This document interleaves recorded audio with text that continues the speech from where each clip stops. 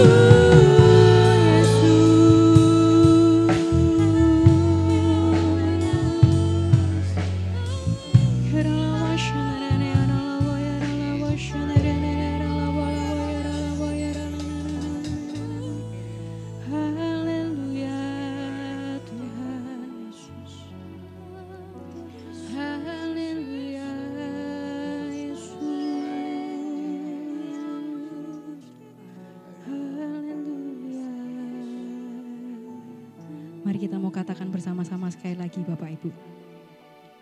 Kita mau panggil namanya. Yesus,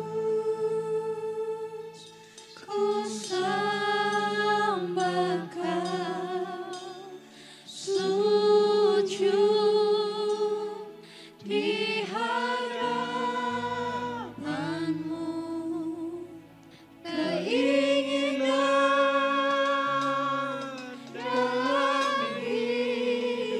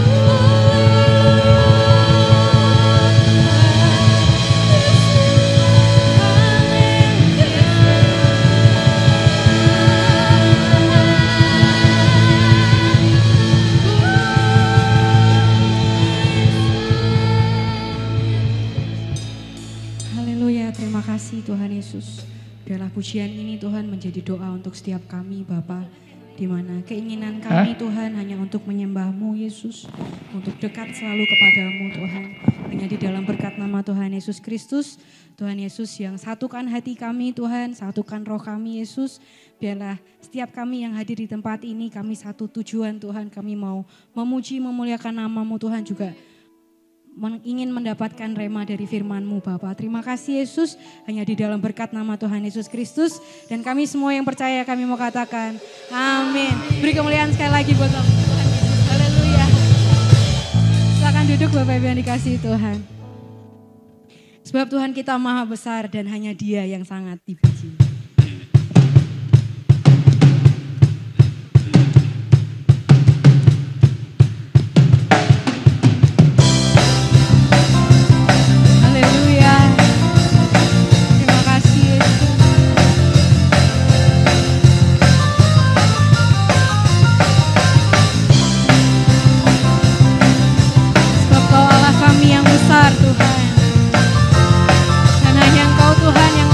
Kami puji.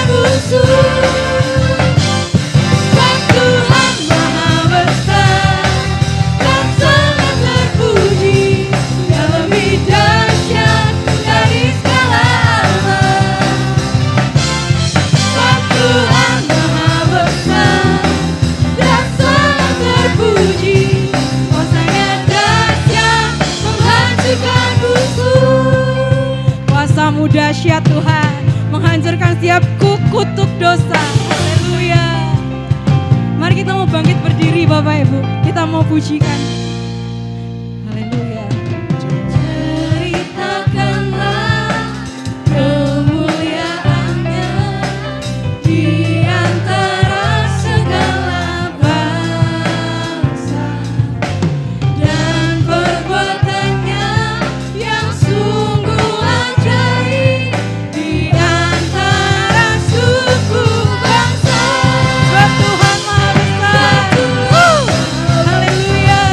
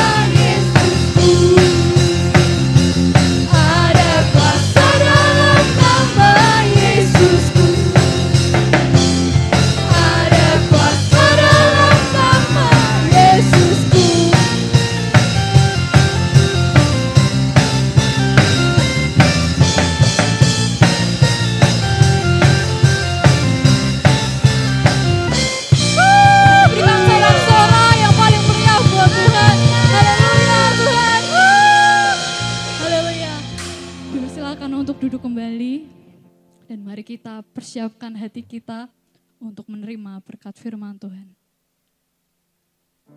Ya, kami ingin terus memuliakan Engkau Yesus. Haleluya Tuhan.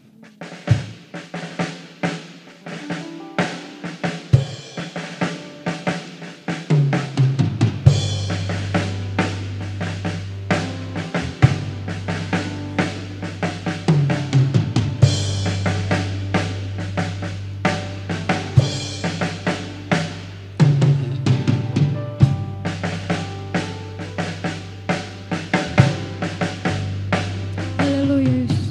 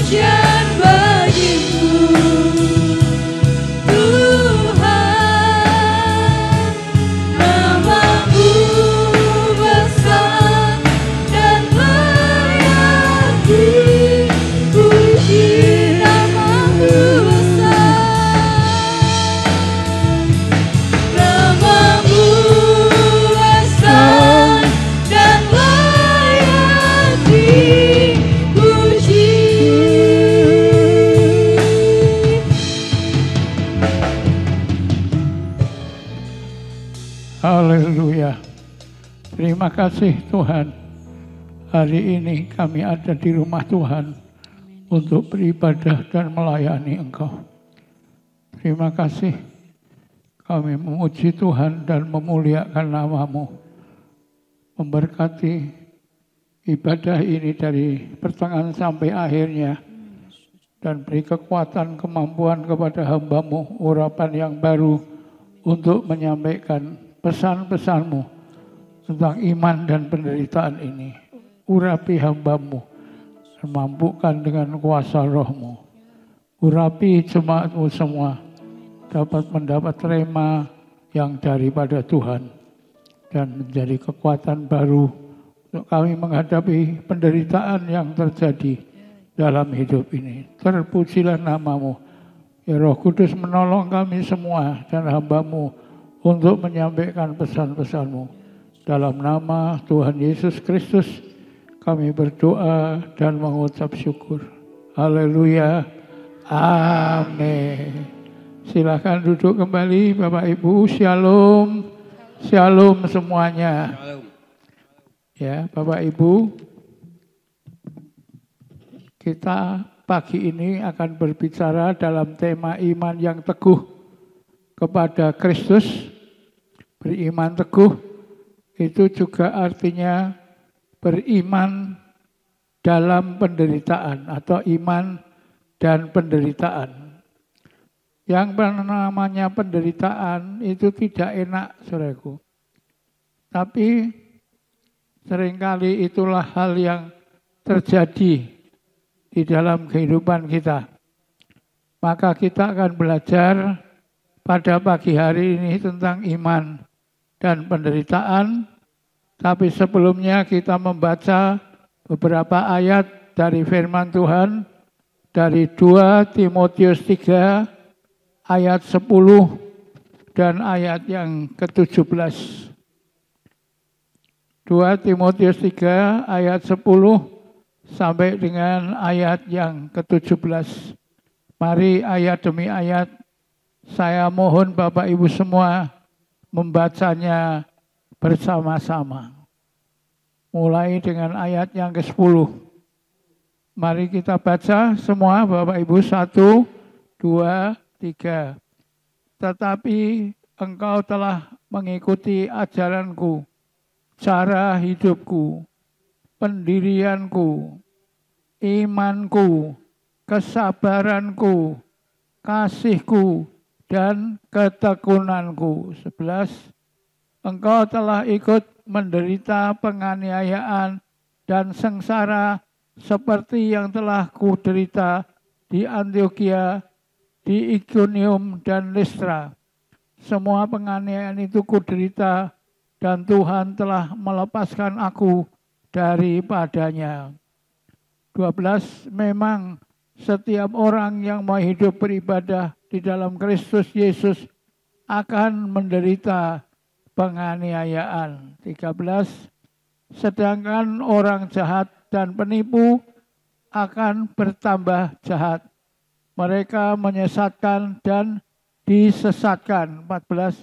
Tetapi hendaklah engkau tetap berpegang pada kebenaran yang telah engkau terima dan engkau yakini, dengan selalu mengingat orang yang telah mengajarkannya kepadamu. 15. Ingatlah juga bahwa dari kecil engkau sudah mengenal kitab suci yang dapat memberikan hikmat kepadamu dan menuntun engkau kepada keselamatan dan iman kepada Yesus Kristus. 16. Segala tulisan yang diilhamkan Allah memang bermanfaat untuk mengajar, untuk menyatakan kesalahan, dan untuk memperbaiki kelakuan, dan untuk mendidik orang dalam kebenaran. 17 terakhir. Dengan demikian, tiap-tiap manusia kepunyaan Allah diperlengkapi untuk setiap perbuatan baik. Amin. Tuhan memberkati firman-Nya bagi kita. Ya, Bapak Ibu, dari ayat-ayat ini kita belajar ternyata penderitaan itu pasti terjadi dalam kehidupan kita. Dan pertanyaannya adalah bagaimana kita bisa menghadapi dengan baik, ya, penderitaan baik. Tadi ada ayat yang mengatakan bahwa yang beribadah kepada Kristus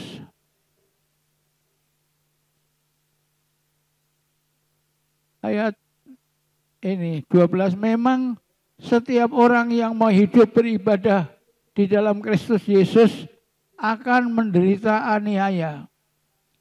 Jadi orang-orang Kristen yang mau sungguh-sungguh beribadah kepada Tuhan, dia akan menderita aniaya. Jadi datangnya aniaya bukan 50-50, tetapi 100%. Penderitaan itu bagian dari hidup anak-anak Tuhan. Dan kita harus belajar menghadapi bagaimana menghadapi aniaya, penderitaan yang terjadi dalam kehidupan kita. Ini menguji iman kita seperti telur atau bola. Iman telur ketika dibanting remuk, ya. Telur itu kalau dibanting remuk, munting. Tapi kalau bola dibanting itu melenting, mumbul. Makin keras bantingannya, makin tinggi mumbulnya. Melentingnya makin tinggi. Dan mari kita belajar bagaimana menjadi bola dan tidak menjadi telur iman kita. Iman telur kalau dibanting remuk, munting. Tapi kalau iman bola, kalau dibanting dia melenting. Bagaimana caranya agar kita punya iman bola? Rasul Paulus dalam ayat-ayat yang kita baca tadi, surat kepada anak rohaninya Timotius, dia menuliskan teladan bagi kita menghadapi penderitaan dengan cara 3T, ya. Caranya 3T. Nah, apa itu 3T? Yang pertama adalah tetap percaya bahwa Tuhan pasti melepaskan dan menolong kita. T yang pertama, tetap percaya Tuhan pasti menolong dan melepaskan kita. Jadi dari ayat 11 tadi dituliskan, engkau telah ikut menderita penganiayaan dan sengsara seperti yang telah kuderita di Antiokhia, di Ikonium, dan di Listra. Semua penganiayaan dan yang kuderita, dan Tuhan telah melepaskan aku daripadanya. Tuhan telah menolong aku dari semuanya. Ya, percaya Tuhan melepaskan, tetap percaya Tuhan menolong. Itulah teladan Rasul Paulus bagi kita. T yang pertama, tetap percaya Tuhan pasti menolong dan melepaskan kita.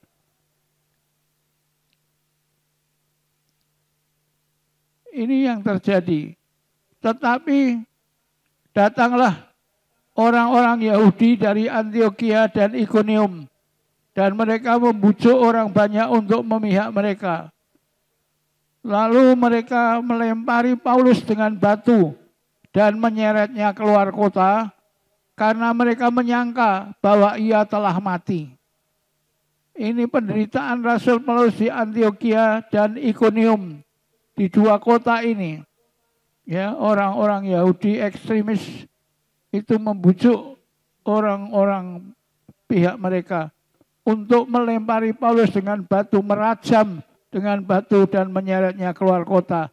Mereka menyangka Rasul Paulus telah mati, dirajam batu.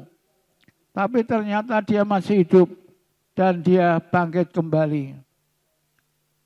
Juga di tempat lain, di Filipi, ya misalnya Kisah Rasul 16 ayat 23, setelah mereka berkali-kali didera, mereka dilemparkan ke dalam penjara. Kepala penjara memerintahkan untuk menjaga mereka dengan sungguh-sungguh. Sesuai dengan perintah itu, kepala penjara memasukkan mereka ke dalam ruang penjara yang paling tengah, paling dalam, dan membelenggu mereka dalam pasungan yang kuat. Dan kaki dan tangan mereka dipasung, dibelenggu di dalam penjara yang paling dalam. Tetapi kira-kira tengah malam Paulus dan Silas berdoa dan menyanyikan puji-pujian kepada Allah, dan orang-orang hukuman lain mendengarkan mereka. Tapi dalam keadaan yang menderita, didera, dirajam batu sampai dikira sudah mati, tengah malam dengan kaki tangan dibelenggu, Paulus dan Silas berdoa dan menyanyikan puji-pujian kepada Allah, dan orang hukuman lain mendengarkan mereka. Di sini kita melihat kuasa doa dan pujian dalam penderitaan yang berat yang kita alami. Ada kuasa dalam doa orang percaya, dan ada kuasa puji-pujian ketika orang yang sedang menderita itu memuji-muji Allah. Inilah yang dilakukan oleh Rasul Paulus. Tidak ada orang lain yang bisa tolong dia, tapi dia bisa berdoa dan menyanyikan nyanyian pujian.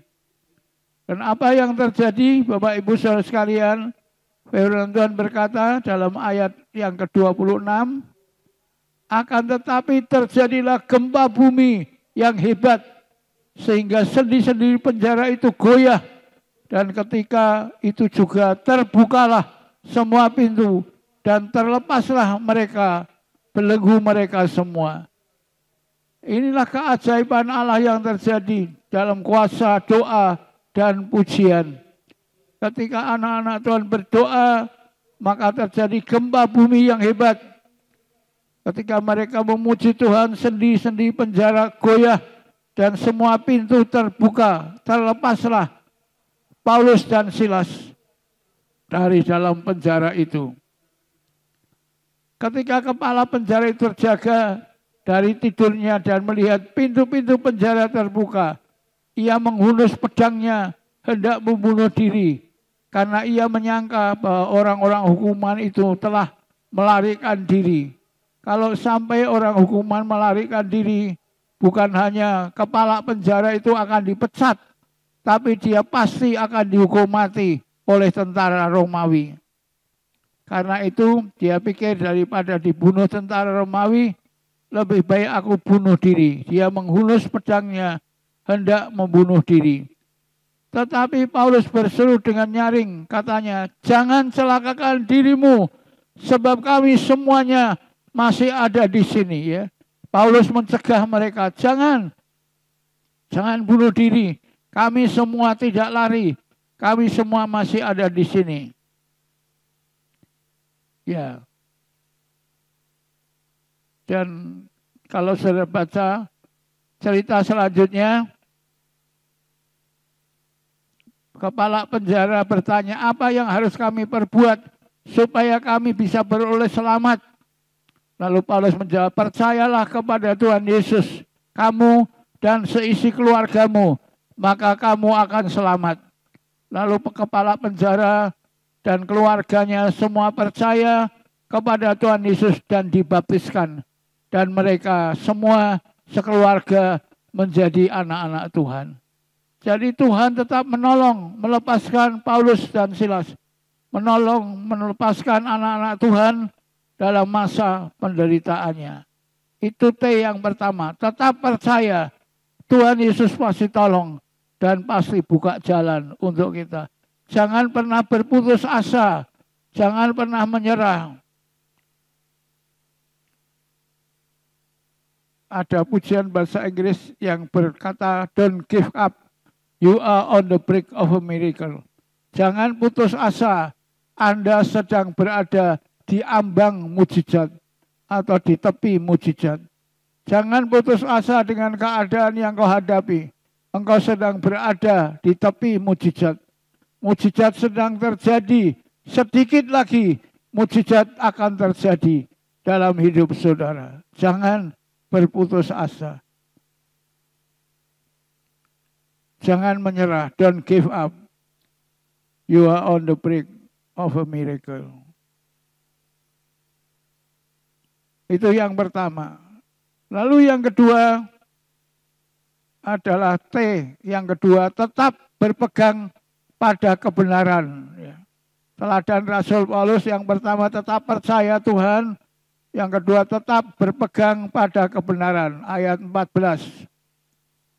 Tetapi hendaklah engkau tetap berpegang pada kebenaran yang telah engkau terima dan engkau yakini. Dengan selalu mengingat orang yang mengajarkannya kepadamu. Tetap berpegang pada kebenaran firman. Jangan ragukan firman Allah apapun yang sedang terjadi dalam hidupmu. Keadaan boleh berubah, tapi firman Allah tidak pernah berubah selama-lamanya. Jadi tetap berpegang, tetap percaya Tuhan dan pegang firman-Nya. Hidup kita bisa berubah, firman Allah tidak pernah berubah sampai selama-lamanya. Quo vadis Domine, ini adalah sebuah pertanyaan. Suatu hari di Yerusalem terjadi aniaya besar-besaran oleh Kaisar Nero. Anak-anak Tuhan ditangkap, dipenjara, bahkan dibunuh oleh Kaisar Nero. Nah, pada waktu itu kelihatannya Rasul Paulus ada di kota Yerusalem yang mengalami aniaya yang besar-besaran. Dia agak takut menghadapi Kaisar Nero yang menangkap, memenjarakan dan membunuh orang-orang Kristen. Sehingga diam-diam Rasul Paulus keluar dari Yerusalem, akan mengungsi ke daerah yang lebih aman. Tapi di tengah jalan dia ketemu Tuhan Yesus. Dan Tuhan Yesus bertanya kepadanya, Quo vadis Domine, yang artinya mau kemana engkau Pak Pendeta? Paulus bercerita, di Yerusalem terjadi penganiayaan besar oleh Kaisar Nero. Dan aku mau mengungsi keluar kota untuk sementara waktu. Lalu Paulus berkata, Tuhan mau kemana? Tuhan mau kemana? Aku mau ke Yerusalem. Tidak takut, tidak, aku siap mati untuk mati di Yerusalem.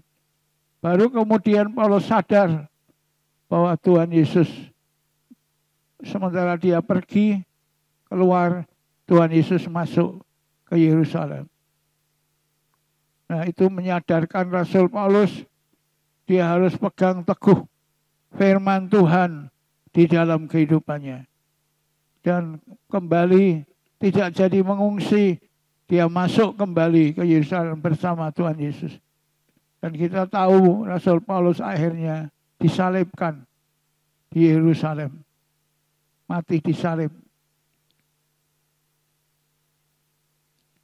Ya, pegang teguh janji Tuhan apapun yang harus terjadi. Itu yang kedua, saudara. Sekarang yang ketiga, T yang ketiga, terus bertumbuh dalam kitab suci. Ayat 16 dan 17.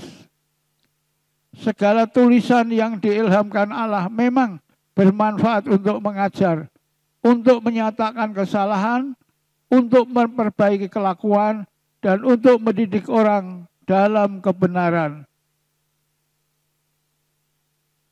Jadi dalam penderitaan terus belajar firman, agar firman dapat mengajar 3 hal untuk kita.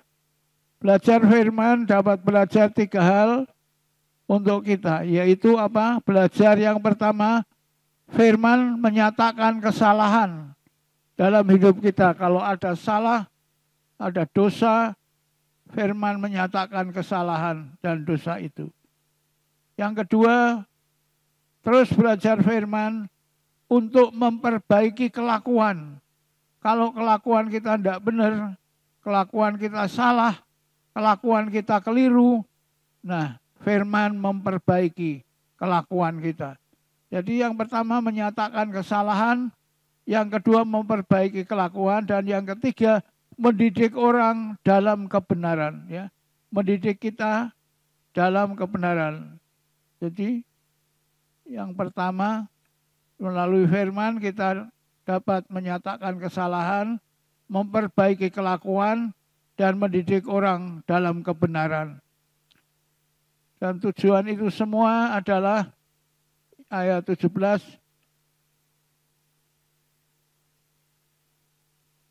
Ayat 17. Dengan demikian, tiap-tiap manusia kepunyaan Allah memperlengkapi untuk setiap perbuatan baik. Jadi tujuan dari firman yang menyatakan kesalahan, memperbaiki kelakuan, mendidik orang dalam kebenaran, tujuannya adalah agar orang itu dapat melakukan perbuatan baik. Agar anak-anak Tuhan dapat dilengkapi untuk setiap perbuatan baik. Ya, itulah firman Tuhan pada pagi hari ini.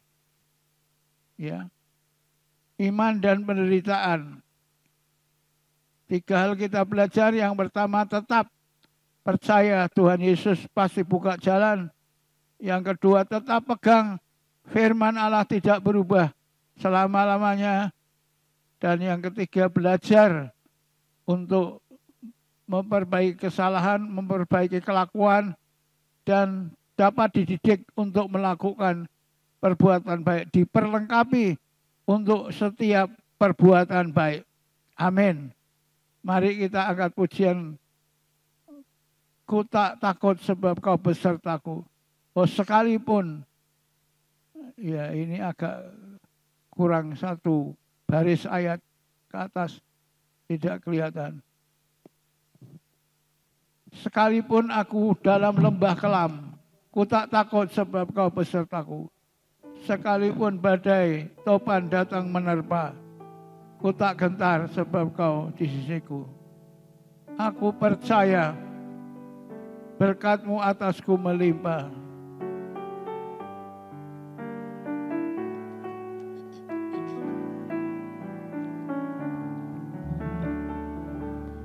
Sekalipun aku dalam lembah kelam, ku tak takut sebab kau sertaku. Sekalipun badai topan datang menerpa, ku tak gentar sebab kau di sisiku. Aku percaya, aku percaya berkat-Mu atasku melimpah, kebajikan kemurahan selalu mengikutiku. Ku puji, ku sembah Kau Tuhan. Aku percaya, aku percaya berkat-Mu atasku melimpah, kebajikan kemurahan selalu mengikutiku. Ku puji, ku sembah Kau Tuhan. Ku puji, ku sembah Kau Tuhan.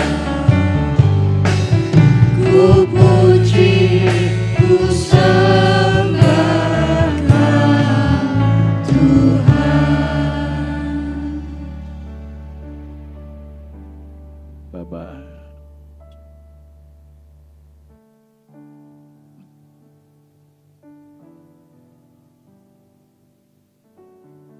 ya, Bapak Ibu, firman Tuhan menghendaki kita diperlengkapi untuk melakukan setiap perbuatan baik. Dan salah satu perbuatan baik yang Allah kehendaki dalam kehidupan anak-anak Tuhan adalah untuk membawa perpuluhan kepada Tuhan sesuai dengan janjinya. Ada 3 alasan mengapa kita membawa perpuluhan kepada Tuhan. Yang pertama adalah karena ketaatan akan membawa mujizat Tuhan terjadi dalam kehidupan kita. Saat janda Tuhan, janda Sarfat taat, hidup dan hidupnya dan putri tunggalnya dipelihara oleh Tuhan. Saat Naaman taat, sakit kustanya disembuhkan Tuhan. Saat Petrus taat, Tuhan mengubah kegagalannya menjadi kelimpahan. Dan dia menarik jala yang penuh dengan ikan sampai hampir robek karena penuh ikan. Alasan yang kedua, taat perpuluhan akan membuka segala pintu langit. Saya melihat di televisi ya agama lain mengajarkan doa untuk membuka pintu surga. Ya, saya tidak yakin apakah ada doa lain yang bisa membuka pintu surga. Tetapi firman Tuhan berjanji, kalau kita taat membawa perpuluhan kita, Tuhan akan membuka pintu-pintu langit. Ya, pintu-pintu langit. Tuhan akan buka tingkap-tingkap langit dan buka pintu kelimpahan, pintu kesehatan, pintu kesembuhan, pintu kebahagiaan, pintu keharmonisan, pintu pemulihan, dan lain sebagainya. Dan saya percaya Bapak Ibu yang taat melakukan firman-Nya akan melihat pintu-pintu ini terbuka dalam hidup saudara, dan saudara mengalami berkat dan pertolongan Tuhan. Pintu-pintu yang dibukakan dalam hidup saudara. Alasan yang ketiga, kita membawa perpuluhan karena Tuhan mau memberkati kita dengan karunia memiliki dan juga karunia menikmati. Pengkhotbah 5:15-18. Setiap orang yang dikaruniai Allah kekayaan dan harta benda dan kuasa untuk menikmatinya, untuk menerima bagiannya dan untuk bersukacita dalam jerih payahnya, juga itu pun karunia Allah. Jadi manusia bisa saja memiliki harta benda kekayaan, tapi tidak mendapat karunia untuk menikmati berkat Tuhan. Tapi berbahagialah kalau orang boleh memiliki harta benda kekayaan, tapi diberkati Tuhan dengan karunia untuk menikmati berkat itu, untuk berbahagia dengan berkat itu, untuk bersukacita dalam jerih payahnya. Juga itu adalah karunia Allah, yaitu karunia menikmati berkat Tuhan. Saya berdoa agar Bapak Ibu tidak hanya memiliki, tapi juga karunia menikmati yang daripada Allah.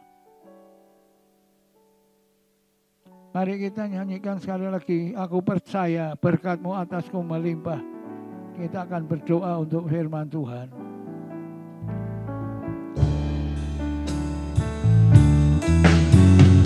Aku percaya berkat-Mu atasku melimpah. Kebajikan kemurahan selalu mengikutiku. Ku puji, ku sembah Kau. Aku percaya berkat-Mu atasku melimpah. Kebajikan kemurahan selalu mengikutiku. Ku puji, ku sembah Kau. Ku puji, ku sembah Kau Tuhan. Ku puji, ku sembah Kau Tuhan. Terima kasih untuk firman-Mu. Tolong angkat sedikit. untuk kebajikan dan kemurahan-Mu.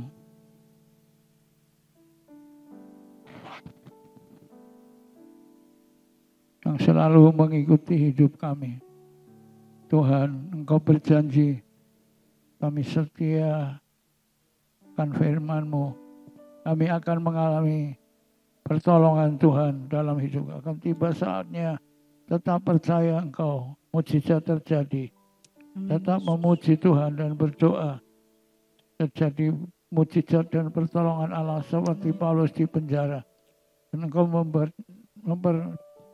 menyatakan kesalahan, memperbaiki kelakuan, dan mempersiapkan kami untuk pekerjaan baik Tuhan, yang memuliakan nama-Mu.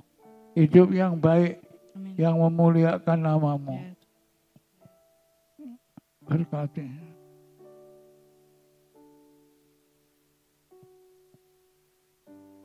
Berkati kami, Tuhan, untuk kami bisa taat akan firman-Mu dan menerima berkat-berkat-Mu. Kami ingin melihat pintu-pintu langit dibukakan, Tuhan. Pintu kesembuhan, pintu kesehatan, pintu pertolongan, pintu kebahagiaan, pintu kelimpahan, pintu kemenangan, pintu jalan keluar, dan pintu anugerah Tuhan. Mendidiki pintu keberhasilan, menyertai anak-anak-Mu, terutama mereka yang taat membawa perpuluhannya, agar janji Allah dikenapi dan nama Tuhan dipermuliakan. Terima kasih, kami serahkan firman-Mu dan jemaat-Mu kepadamu. Dalam nama Tuhan Yesus Kristus kami doakan dan mohonkan ini semua. Haleluya. Amin. Ya Bapak Ibu yang mau belajar taat, membawa perpuluhannya, nanti waktu keluar dari ibadah dapat memasukkan ya di kotak sebelah kanan, dan persembahan dapat dimasukkan di sebelah kiri. Puji Tuhan, selamat menikmati berkat Tuhan dan mujizat Tuhan. Tuhan memberkati saudara sekalian. Amin.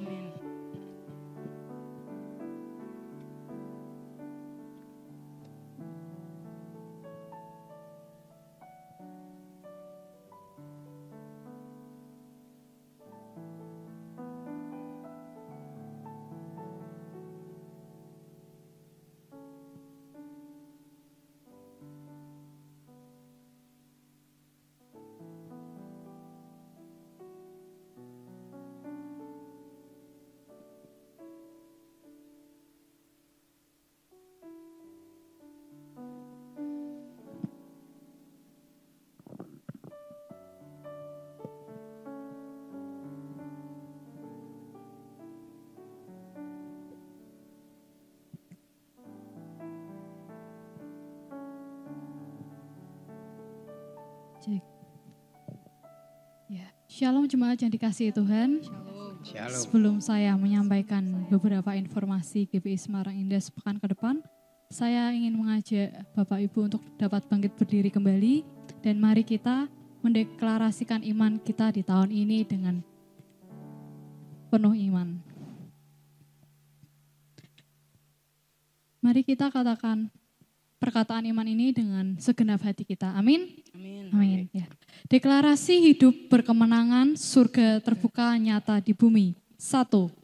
Tuhan Yesuslah yang terutama dalam hidupku dan hidupku melekat kepadanya. 2. Di dalam nama Tuhan Yesus, di dalam hidupku tidak ada lagi kedagingan, kutuk keturunan, tali maut, kenajisan, persinahan, perceraian, dan hati yang beku menyakiti hati Tuhan. 3. Aku dibebaskan dari sifat dan karakter amarah, kebenaran diri, garang, sombong, lari dari rencana Tuhan. 4. Aku punya gambar diri yang utuh dan positif, dan tidak ada lagi kelemahan dalam roh, jiwa, dan tubuh, di mana aku berada jadi terang dunia. 5. Aku dibebaskan dari masalah kerugian, kutuk kebangkrutan, kutuk berhutang, kutuk kegagalan, kutuk kemiskinan, pahit hati, dan jiwa terluka dengan darah anak domba Allah. 6. Aku percaya bahwa dalam suka maupun duka, di atas gunung atau di lembah, di dalam tangis ataupun tawa, dalam berkat maupun pencobaan, Tuhan Yesus selalu ada menyertaiku dan tidak pernah meninggalkanku. 7. Tuhan Yesus jauh lebih besar dari masalahku dan Dia sanggup mengubah jalan buntu menjadi jalan keluar yang membawa kemenangan bagiku. Pertolongannya tidak pernah terlambat, waktunya tepat untuk menjawab semua doa-doaku. 8. Manisnya hidupku tidak tergantung dari banyaknya harta kekayaanku. Namun seberapa bersyukurnya aku akan segala hal yang ada dalam hidupku. 9. Terjadi pemulihan bagi rumah tanggaku, keluargaku, kesehatanku, pendidikanku, dan ekonomiku. Aku diberkati dengan mudah dan limpah untuk memberkati banyak orang. 10. Tuhan akan membawa hidupku tetap naik dan bukan turun, menjadi kepala dan bukan ekor. Deklarasi ini kami perkatakan dengan kekuatan iman dan kedaulatan Tuhan jadi nyata. Amin. Dipersilakan untuk duduk kembali.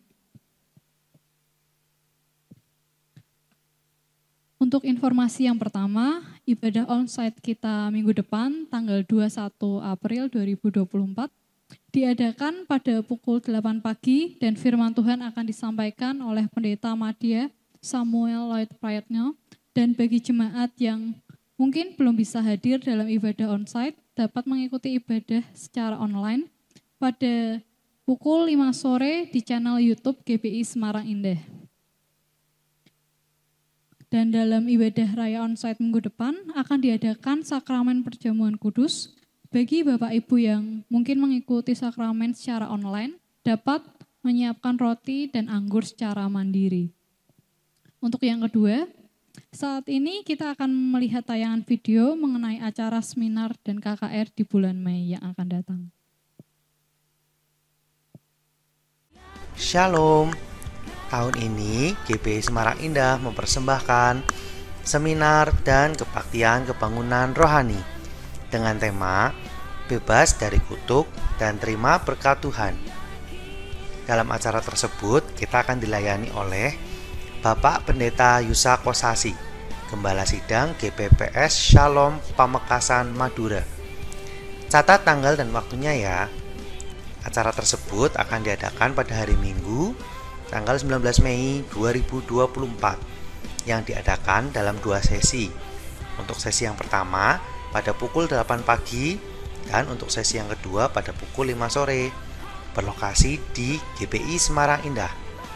Untuk pendaftaran akan dikenakan biaya kontribusi sebesar Rp10.000 per orang dengan fasilitas 2 kali makan dan 1 kali snack. Untuk info lebih lanjut, Anda dapat menghubungi nomor di bawah ini 089 881 66876. Mari kita rindukan lawatan dan kuasa Tuhan Yesus terjadi dalam hidup kita. Kami tunggu kehadiran dan partisipasinya ya. Tuhan Yesus memberkati.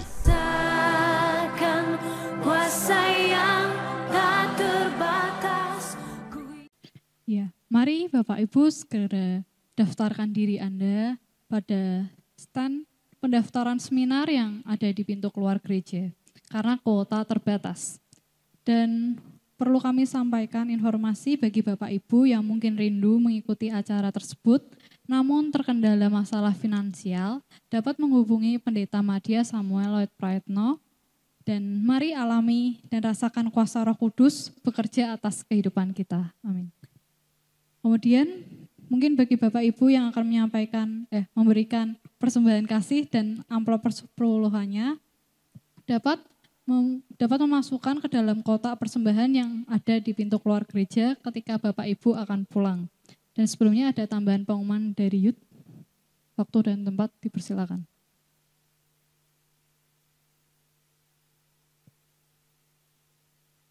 Shalom jemaat yang dikasihi Tuhan. Kami dari Youth Philadelphia akan mengadakan Youth Special Passover dengan tema Risen and Radiant yang akan diadakan pada hari Sabtu tanggal 27 April 2024 pukul 5 sore di ruang aula Gedung Philadelphia atau ruang sekolah minggu oleh hambanya Pendeta Simon Petrus Agus Wahyudi. Kami mengajak anak-anak muda dari kelas 6 sampai dengan kuliah untuk ikut serta dalam ibadah ini dengan dress code baju monokrom. Informasi lebih lanjut dapat melihat pada Instagram kami, Youth Philadelphia Official. Mari bersama-sama kita memuji Tuhan dan merasakan hadirat Tuhan bersama. See you and God bless you.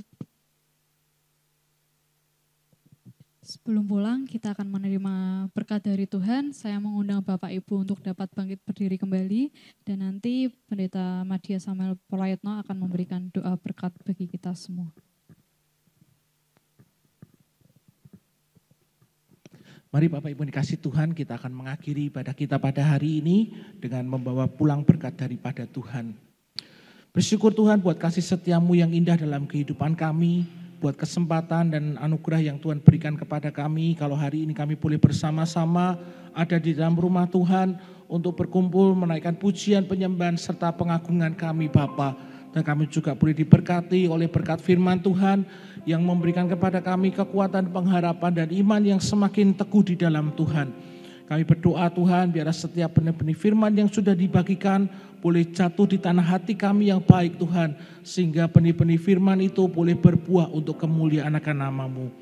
Bapak yang dikasih Tuhan pada hari ini, mari angkatlah kedua tanganmu kepada Tuhan. Pulanglah dan terimalah berkat dari Tuhan kita Yesus Kristus. Diberkatilah engkau dengan kesehatan yang baik. Diberkatilah keluarga dan rumah tanggamu.